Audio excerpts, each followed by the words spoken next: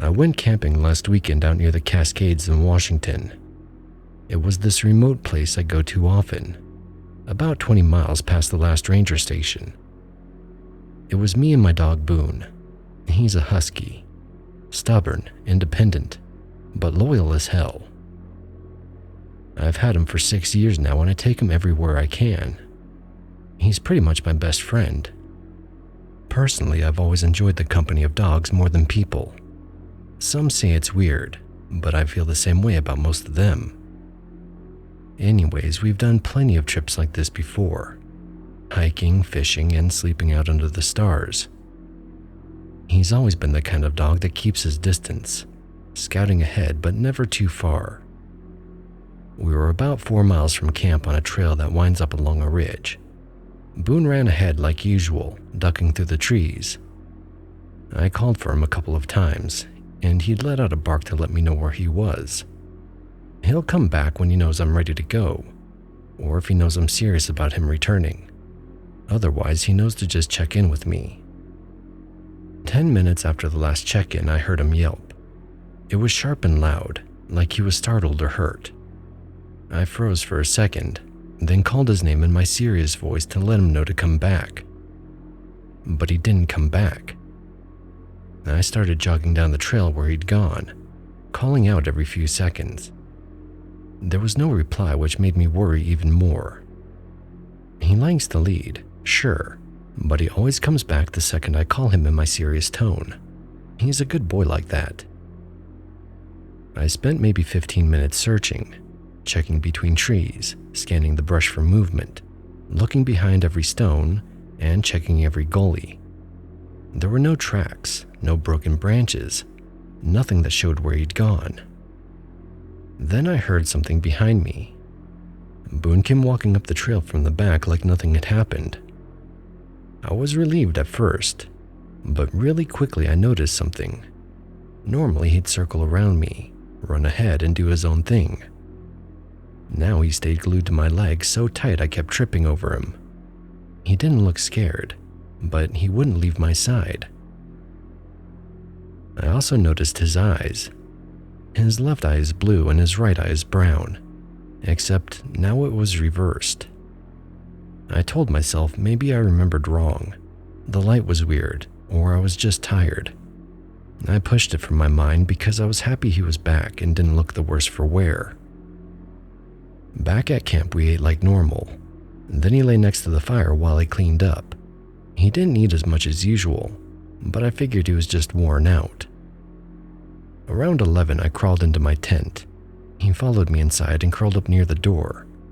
Normally, he liked to sleep chained up outside where it's cooler, but I figured maybe he wanted to be close to me tonight. Sometime later, I woke up to a low growl. It was coming from outside the tent. Boone lifted his head but didn't make a sound. The growl got closer. I unzipped my sleeping bag and reached for the zipper of the tent. Boone snapped in my hand. He didn't break the skin, but he caught me off guard. He's never done anything like that before. His ears were back and his hackles were up, staring at the tent flap. Then I heard barking outside.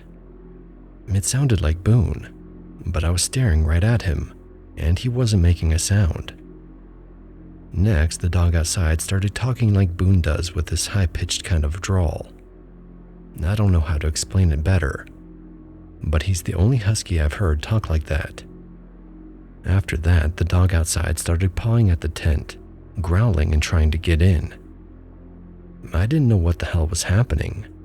The dog inside, the one that bit me, was pressed against me, growling, it seemed, telling me not to open the tent. The one outside was going crazy. I held the inside dog back with one hand and unzipped the flap just enough to see. That's when the outside dog lunged in. They hit each other hard, teeth snapping, growls echoing through the trees. They rolled out of the tent and I scrambled out after them with my flashlight. But by the time I got outside, they were already in the woods. Just flashes of gray fur between the trees, snarling and yelping. Then one last yip, sharp and short, and then silence. and I stood there for maybe a full minute, ears straining for any other sounds. Then I heard soft steps coming back through the brush. Boone walked into the light, breathing hard but calm. There was blood on his neck, but it didn't look like it was his. I checked his eyes as soon as I could, and they were back the way I remembered, blue on the left and brown on the right. He went straight to the tent and sniffed around, pacing in circles. I guess he smelled all he needed to, because then he came back outside and kept prowling the edge of the camp, ears twitching like he was expecting something to come back. I was kind of freaked out by all of this, and worried about Boone, so I packed everything up right then and there and we headed back home. I don't know what happened out there. It would be crazy to think something copied Boone somehow, and got all the markings exactly the same except the eyes. Best I can figure it was, somehow in all the woods out there, I brought a stray back while I was looking for my dog. Later, Boone came back and chased him off out of jealousy. That seems weird as well, so I'm kind of at a loss. If anyone has a better theory, let me know. For now, I'm happy knowing I got my Boone back. At least, I hope I do.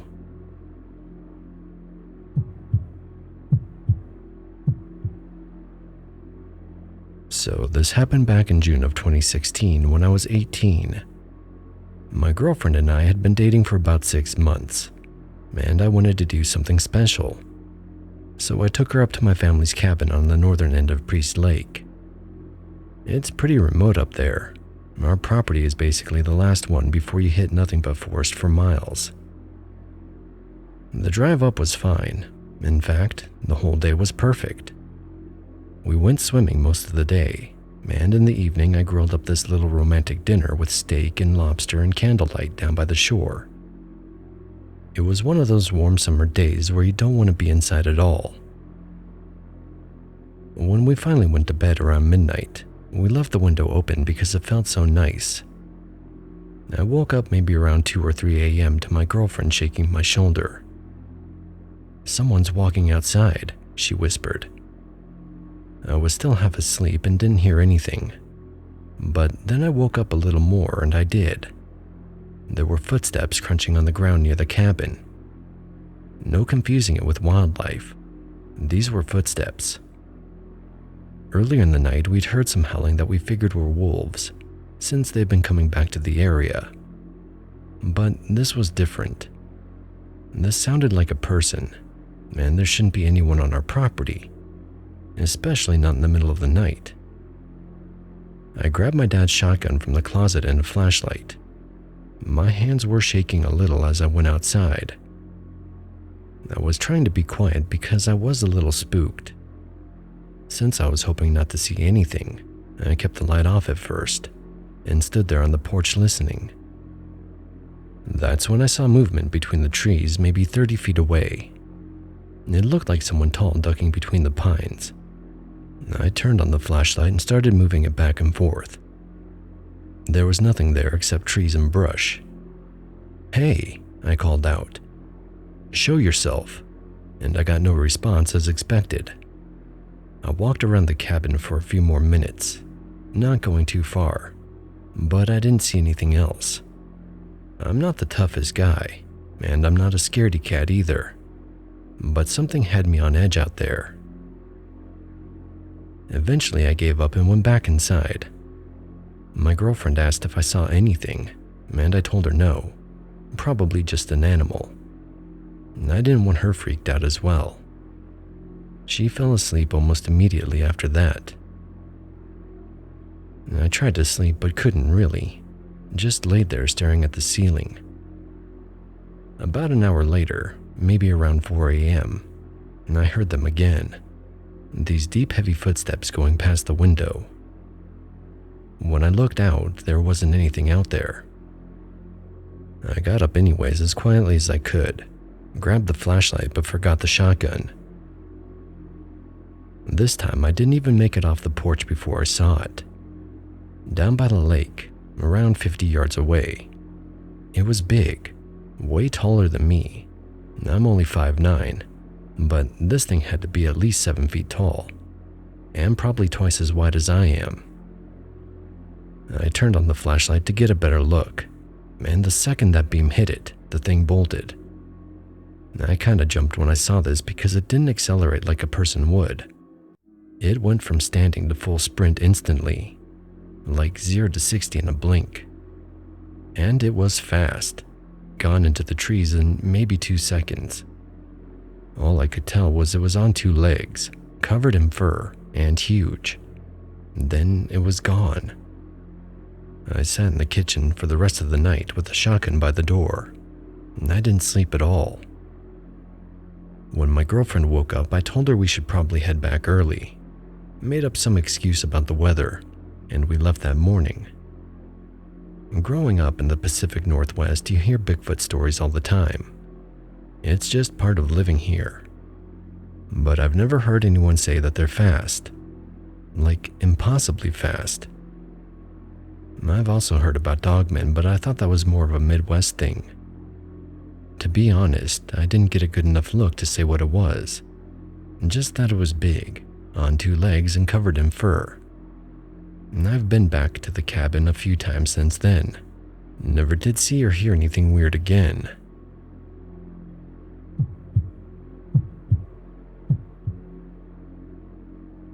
I've always liked lighthouses. I like the way they look. There's a certain romance to them I just die for. In fact, I drive up and down the coast on my days off just to photograph them, check out their architecture, read the plaques, daydream, that kind of thing. A few months back, I made a day trip to Heceta Head Lighthouse in Oregon. I'd seen pictures online. The white tower perched on the cliff with that sweeping beam cutting through the fog, and it looked like something out of a painting. When I pulled into the little parking lot area that morning, the sky was clear, the water almost metallic blue. The air smelled sharp with salt and wet stone.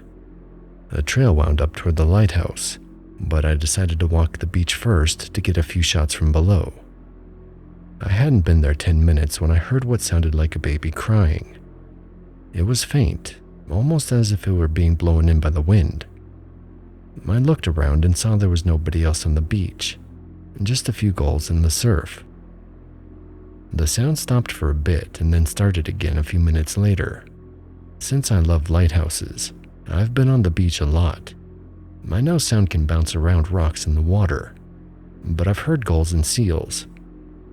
I can say confidently that this wasn't either of those.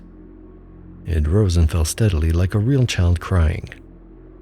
I walked toward the cliffs, thinking maybe someone had wandered off the trail and needed help.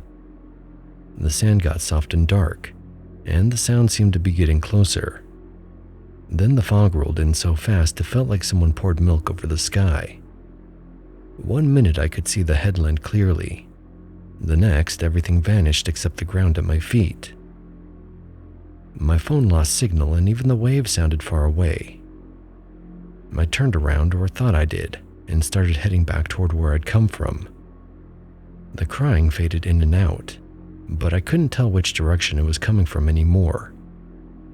When the fog finally began to thin, I realized I'd been walking the wrong way. I was going deeper down the cove instead of toward the parking lot.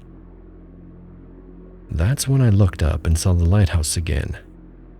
The beam cut through the last of the fog, and in that brief moment between sweeps, I saw a woman standing in the window of the keeper's house. She was dressed in something pale gray, old-fashioned, maybe a long skirt or dress. She was standing there, facing out toward the beach. The light came around again, brighter this time. It swept over her and then the window was empty. I stood there for a long minute, listening for the cries to start again. All I could hear was the wind pushing the fog back out to sea. I remembered then that when I looked up Heceta Head online, a few articles mentioned the place being haunted. They called her the Gray Lady, said she'd lost her baby near the cliffs more than 100 years ago. I'd skimmed the articles, figured it was just local legend. I've never had any kind of paranormal experience before, but I'm pretty sure what I saw was a ghost. and the cries were from her baby she lost long ago. After that, I didn't hear the crying again. I stayed a few more minutes, took one last picture, and drove north along the coast. When I checked the photos later, the one I took right before the fog came in had a faint blur in the window. Nothing clear, just a shape that could have been anything. Still, I like to think I saw her, even though thinking about her story makes me sad.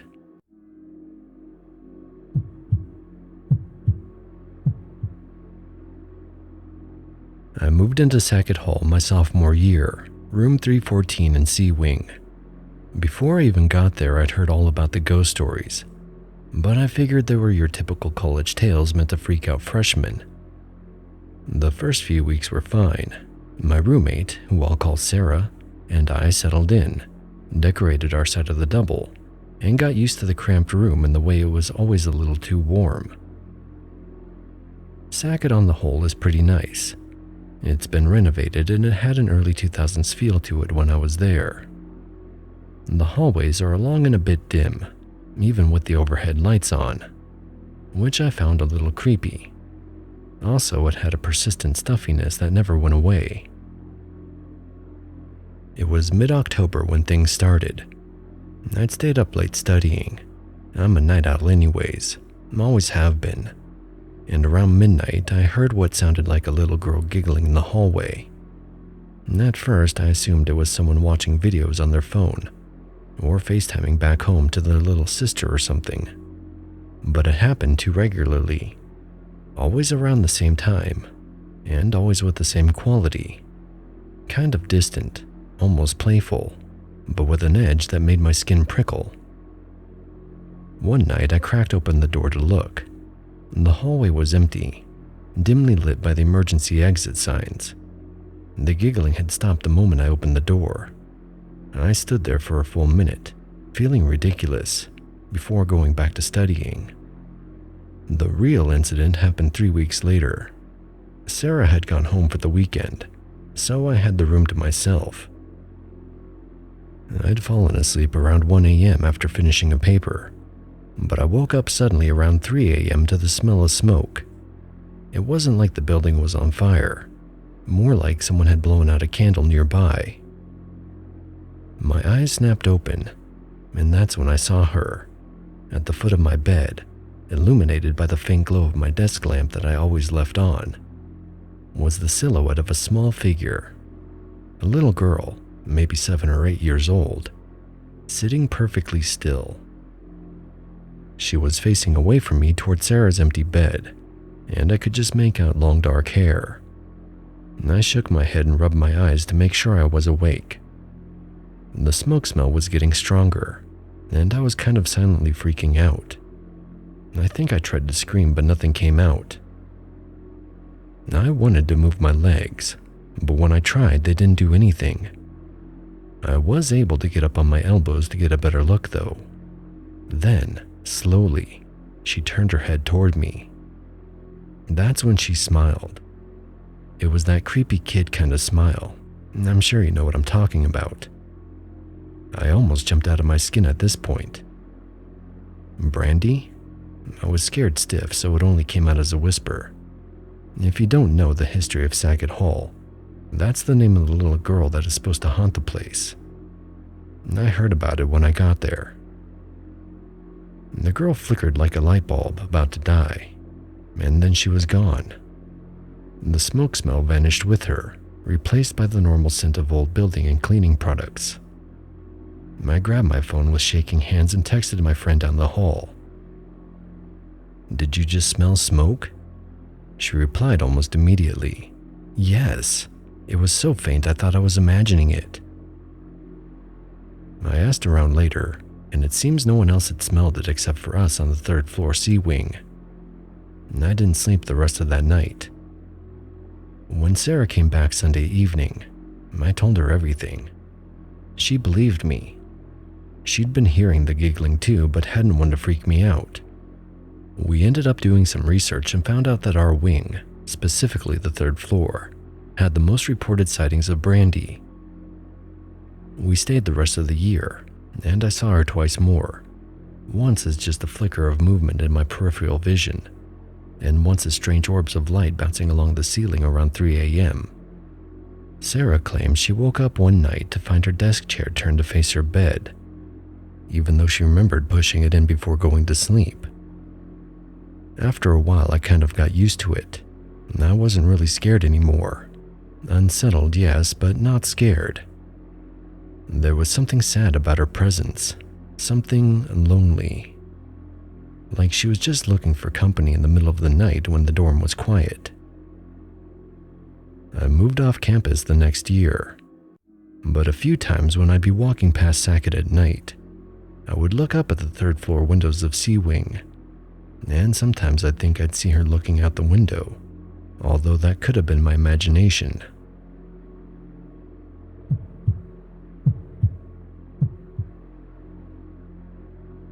I don't usually chase lights in the sky, but I've always been into stargazing in remote lakes. There's something about the solitude and water that I love, especially at night, when the frogs or crickets start to sing. It brings me an inner peace like nothing else. Well, last summer I made a quick trip up to Lake Oreille in northern Idaho. I wanted some photos, a little quiet time, and maybe to catch a sunset over the water. The lake's massive, over 40 miles long, surrounded by mountains, and dark at night. It's deep too. The deepest point is something like 1,150 feet. You feel the scale immediately when you stand on the shore. I parked on the north side near a small public pull-off just as the sun was slipping behind the western hills. The water was glassy, reflecting the last gold streaks across the mountains. I had my tripod set up, taking a few test shots, when I noticed a faint orange glow hovering just above the water, maybe 100 feet out. I thought it was a reflection from a distant cabin, or even a small boat, but there was no movement, no sound, and no other lights around. I zoomed in with my camera, and it didn't look like anything I recognized. It hovered there for a solid 2 or 3 minutes, just above the surface, perfectly still. Then it happened. The orb dipped into the lake, but there wasn't a splash. The water didn't even ripple. It vanished under the surface, like it was passing through some invisible barrier. A second later, it re-emerged the same way, gliding up smoothly, still glowing softly. I couldn't believe what I was seeing, but I stayed put, convinced I was imagining it. Then it started moving slowly, weaving over the lake, then zipping around the cove, impossible sharp turns with acceleration I couldn't believe. I should probably clarify that the orb wasn't huge. I'd say the size of a small plane or a large drone, which is why I thought it might be some kind of experimental craft. But nothing I'd ever seen could maneuver like that over the water, through the trees and back again with no sound. Beyond curious at this point, I hopped into my car and followed the road down to the lake. I lost sight of it a few times, but it came back into view when it would zip near the water again. When I got down to the shore, I grabbed my flashlight and started following the shoreline, trying to keep it in sight. It was higher up now, and it no longer came down to buzz the lake. I was running after it in a southwest direction, towards where the lake takes a bend. It zipped up again, and I lost sight of it. And after waiting for a few minutes, I figured it was gone for good. So I started to head back to my car. I was almost there when I turned around and saw it again. Same glow, same position, hovering just above the water. I could see it perfectly in the last light of day. Then it dove under the lake again without a splash, and popped back up a few seconds later. And after that, I didn't try to chase it anymore. I just watched as it hovered a few minutes more, then zipped straight up into the sky, disappearing into the early night like it had never been there. I stayed on the shore a while longer, listening to the lake and the wind through the trees. But the orb didn't return. I drove back to town that night thinking about the depth of the lake, the quiet isolation, and how no one would believe what I had seen.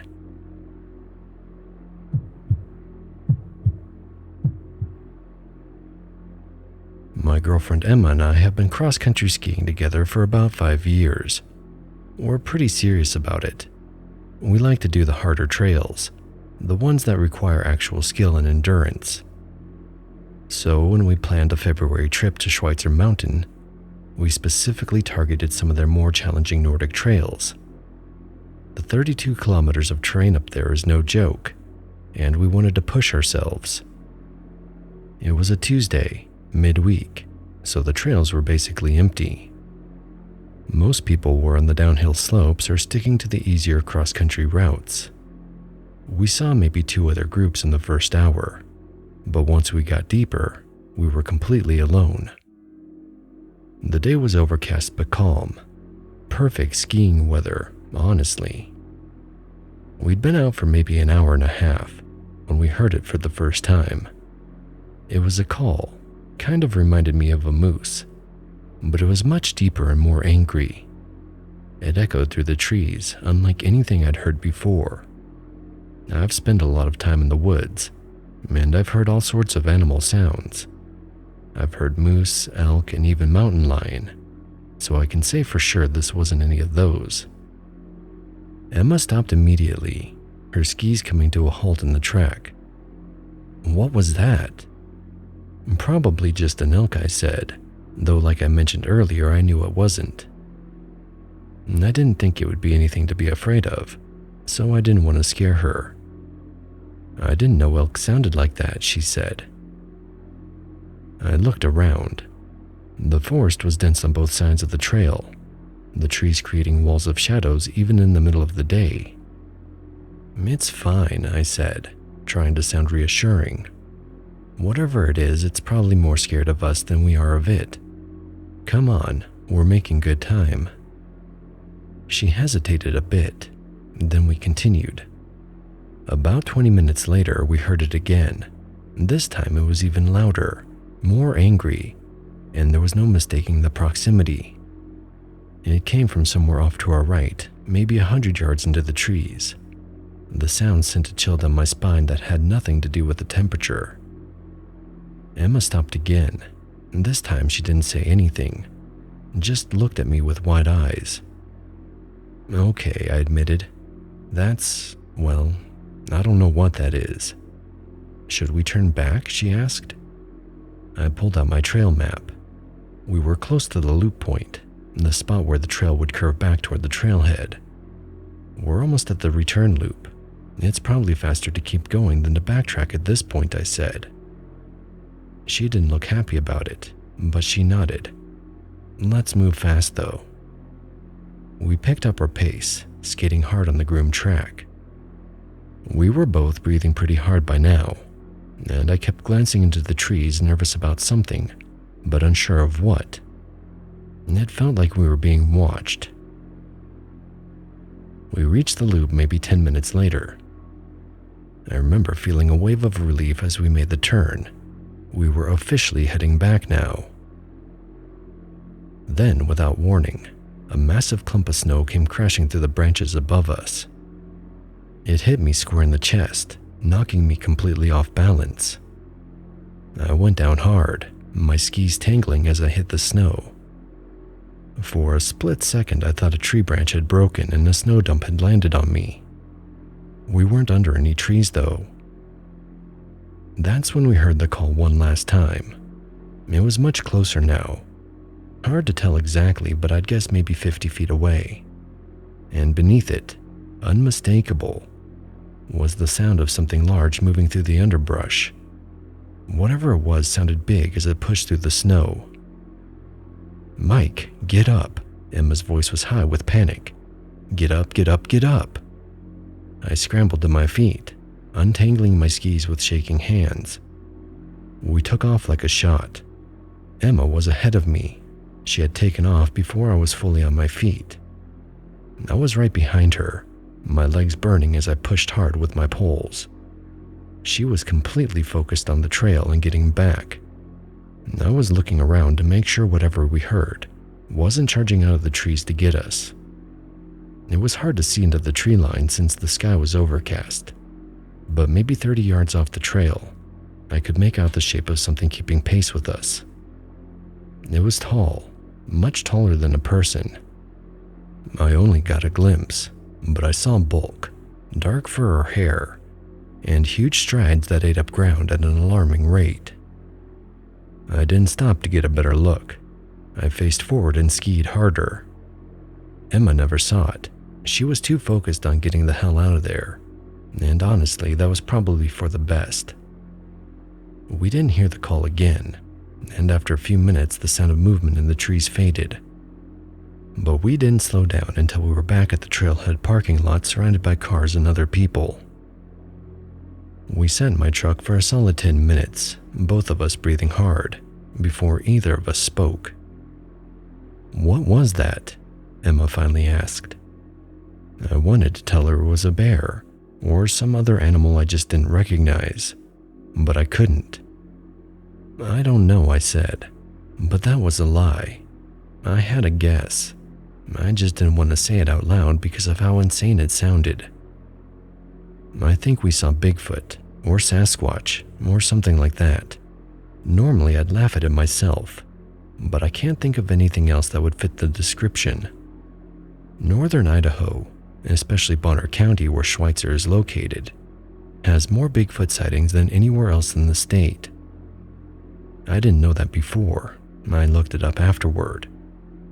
Emma doesn't like to talk about it. She says she doesn't know what it was and doesn't want to speculate.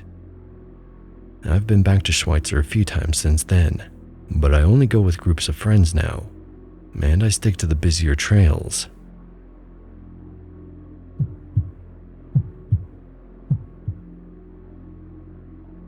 I was hiking alone through the Hoh Rainforest in late spring. I'd done the loop a few times before, but this day I wanted to explore one of the less traveled side trails. The forest was damp, moss heavy on every tree and log, and the air smelled like wet cedar and dirt. About an hour in, I started hearing something strange.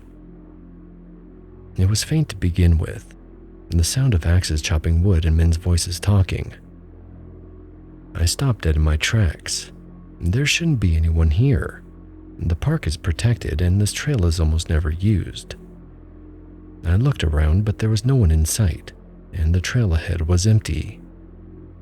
I kept walking slowly, thinking maybe it was a distant logging crew outside the park boundary. But the sounds got louder. Besides, a crew nowadays would be using chainsaws, not axes and handsaws like I was hearing. After that, I could smell smoke and food cooking, like a campfire or a small cook site, and the voices grew clearer.